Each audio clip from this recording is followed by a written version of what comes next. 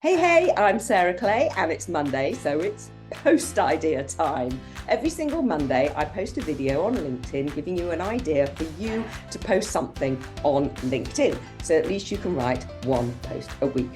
This week, I'm talking about problem solving.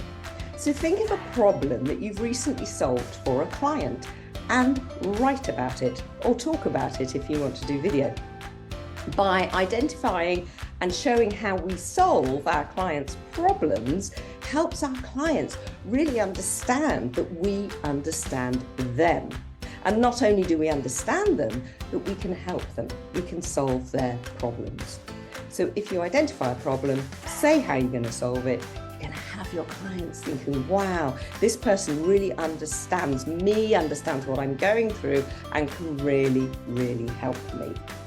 So think of a problem, post it up on LinkedIn this week, use between 3 and 5 relevant hashtags, tag in 1 or 2 people if you feel it's relevant, and get posting on LinkedIn.